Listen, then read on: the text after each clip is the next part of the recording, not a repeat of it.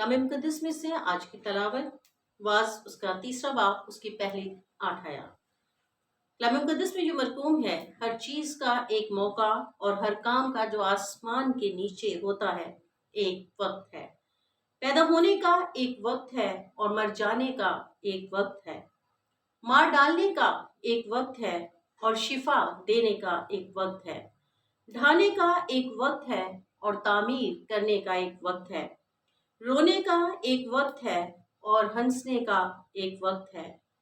गम खाने का एक वक्त है और नाचने का एक वक्त है। पत्थर फेंकने का एक वक्त है और पत्थर बटोरने का एक वक्त है। खामोशी का एक वक्त है और खामोशी से बाज रहने का एक वक्त है। हासिल करने का एक वक्त है और खो देने का एक वक्त है। रख छोड़ने का एक वक्त है और फेंक देने का एक वक्त है। फाड़ने का एक वक्त है और सीने का एक वक्त है। चुप रहने का एक वक्त है और बोलने का एक वक्त है। मोहब्बत का एक वक्त है और अदावत का एक वक्त है। जंग का एक वक्त है और सुलह का एक वक्त है। कलाम मुकद्दस का पढ़ा सुना जाना हम सब के लिए बायस बरकत ठहरे। कलाम मुकद्दस में हम देखते हैं कि हर काम हर चीज का एक वक्त मुकर्रर कर रखा है। खुदा ने हर चीज को उसके खास मियार के मुताबिक रखा है। आज हम चंद एक ऐसी बातों को सीखेंगे जो कलाम मुकद्दस में बड़े वाज़ेह तौर पर बयान की गई हैं वक्त और मौके की मुनासबत से। पहली चीज कि हमें वक्त और मौका पहचानने की जरूरत है। कलाम मुकद्दस बयान करता है कि इंसान जो है वो अपने वक्त को नहीं पहचानता। और कलाम देखिए मेरे साथ हवाल आवाज 9 बाब उसकी 12वीं आयत में लिखा है, क्योंकि इंसान अपना वक्त नहीं पहचानता। जिस तरह मछलियां जो मुसीबत के जाल में गिरफ्तार होती हैं और जिस तरह चिड़ियां फंदे में फंसाई जाती हैं, उसी तरह बनी आदम भी बदबख्ती में जब अचानक उनमें आ पड़ती है फंस जाते हैं। और वास 8वें बाब की 5वीं आयत में भी बयान करता है कि जो कोई हुक्म मानता है बुराई को ना देखेगा और दानिशमंद का दिल मौका और इंसाफ को समझता है।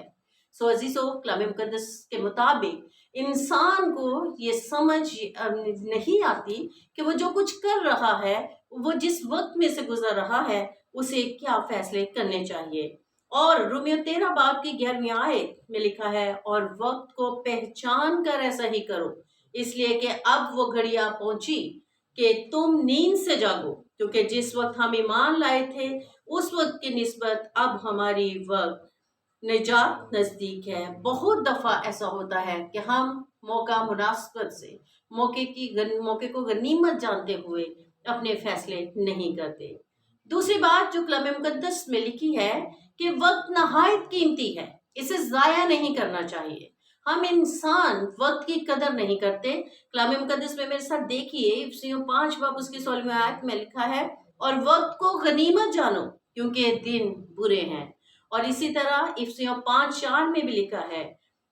और इसकी मिसाल अगर हम देखें तो अक्सर लोग जो हैं अपना वक्त जो है वो जाया करते रहते हैं। एक छोटी सी मिसाल हम देखते हैं कि तलबा और तालिबात जो हैं वो अगर अपना सारा वक्त ज़ाया करके महज इम्तहानात के दिनों में तैयारी करना शुरू कर देते हैं, तो वो उनके लिए उतना फ़ायदेमंद नहीं होता जितना अगर वो सारा साल अपने एग्ज़ाम्स की तैयारी करते तो उनको फ़ायदा पहुंच सकता था।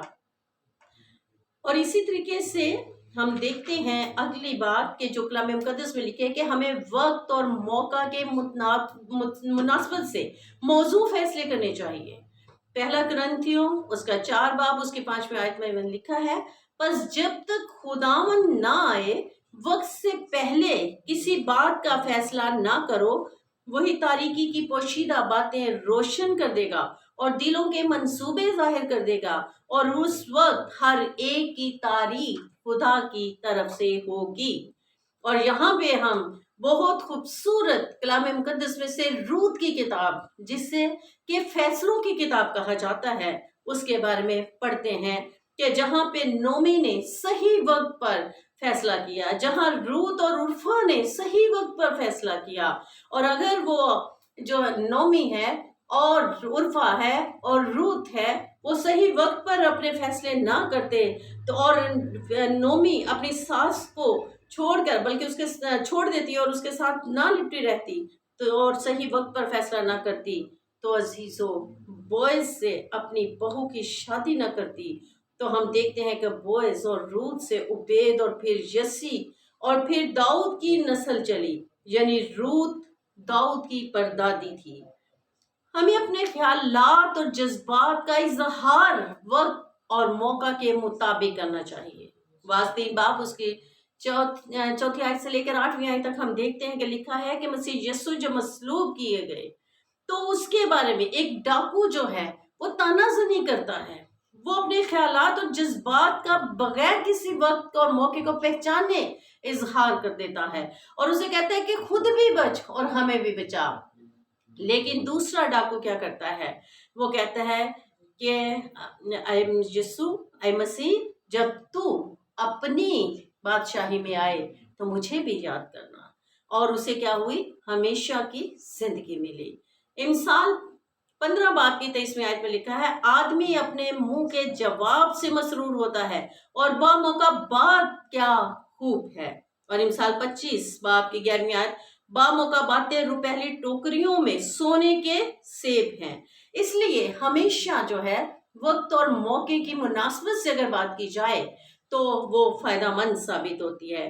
نہمیہ 2 باب اس کی پہلی 7 آیات اگر ہم پڑھیں تو ارتشتہ بادشاہ کے 20ویں برس نیسان کے مہینے میں جو تھا وہ کیا ہوا کہ جب نہمیہ جو ہے وہ بادشاہ کے سامنے پیش ہوا اور اس نے بادشاہ سے کہا، بادشاہ نے جب اس کو دیکھ کر اس کی اداسی اس کے چہرے کو اترا ہوا دیکھا اور اس سے پوچھا تو وہ وقت کو موقع اور غنیمت جانا، اور وہاں پہ اس نے کہا کہ میرے باپ دادا کے جو شہر ہے وہ ویران پڑا ہے، اس کی دیواریں ٹوٹی پڑی ہیں، اس کی فصیلیں ٹوٹی پڑی ہیں، اور بادشاہ نے کیا کیا کہ اسے نہ صرف جانے کی اجازت دے دی بلکہ اس نے اس کی مدد بھی فراہم کی۔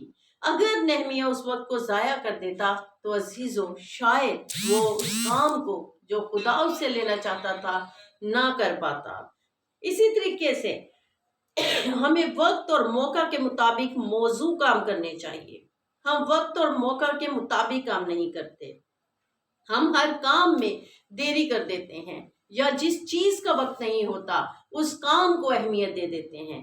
وقت کو غنیمت جانو، افسیوں 5:16 میں لکھا ہے، اور وقت کو غنیمت جانو کیونکہ دن برے ہیں۔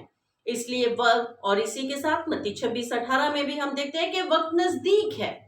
سو عزیزو، اگر کلام مقدس ہمیں وقت کے مطابق چلنے کی ہدایت کرتا ہے، اگر موقع کو غنیمت جانے کے بارے میں ہمیں فرمایا جاتا ہے تو پھر ہمیں اپنے وقت کو ضائع نہیں کرنا چاہیے، بلکہ کلام مقدس کے مطابق جس طرح سے لکھا ہے کہ انسان اپنے وقت کو نہیں پہچانتا، ہمیں اپنے وقت کو پہچاننے کے لیے کلام مقدس کو پڑھنا چاہیے تاکہ کلام مقدس میں سے واضح ہدایات پا کر ہم صحیح وقت پر فیصلے کریں اور اس چیز کو جانیں کہ کلام مقدس میں جیسا لکھا ہے کہ ہر چیز کا ایک وقت ہے، مرنے سے لے کے پیدا ہونے تک، لگانے سے لے کر اکھاڑنے تک، ہر چیز کا ایک وقت ہے۔ تو پھر ہم انسان اس وقت کو کیوں ضائع کر دیتے ہیں؟